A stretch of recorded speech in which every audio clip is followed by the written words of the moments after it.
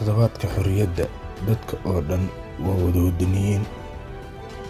Marka la joogo Toddobaadka Xorriyadda, laga soo bilaabo 26 Juun ilaa laga gaaro 1 Luulyo, waxaa badi indhuhu ay qabanayaan inta badan bulshada Soomaalida oo ku wada xardhan dhar ka turjumaya astaanta calanka Soomaalida. Hablihii waxay qaadanayaan dharka calanka, raggiina sidaas oo kale waxay qaadanayaan jaakado iyo saraawiil calanka iyo qaar kuba darsada calanka astaanta u ah Jamhuuriyadda Federaalka Soomaaliya. Dhalinta Soomaalida ayaa baraha bulshada ku soo bandhigo majaajilo ka turjumaysa xorriyadda iyo faallooyin ay ku muujinayaan toddobaadkan iyo sida ay muhiim ugu yahay guud ahaan Soomaalida dal iyo dibad meel kasta oo ay joogaanba. Baraha bulshada waxaa toddobaadkan qabsada sawiro iyo muuqaallo lagu xardhay erayo guubaabo ah oo ay bulshada Soomaalida isugu hambalyeynayaan toddobaadkan oo dabcan ah mid ku weyn Soomaalida koonfur iyo waqooyi halka ay doonaanba ka soo kala jeedaan.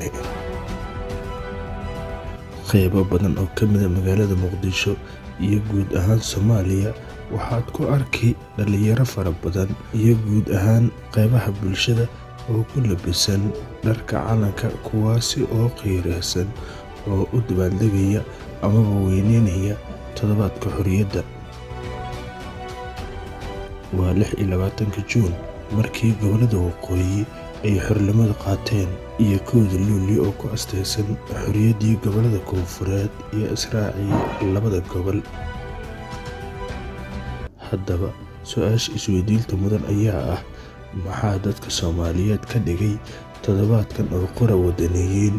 Maxaase dadka u koobay in toddobaadkan oo qura ay ku labistaan dharka astaanta Jamhuuriyadda Federaalka ee Soomaaliya, iyo toddobaadkan oo qura oo ay ku dadaalaan weyneynta iyo muujinta in ay yihiin wadaniyiin dhab ah, iyaga oo xitaa muujinaya qiiro Jabaan?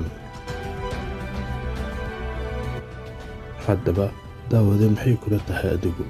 Aragtidaada noogu soo cabir qaybta hoose ee comments-ka.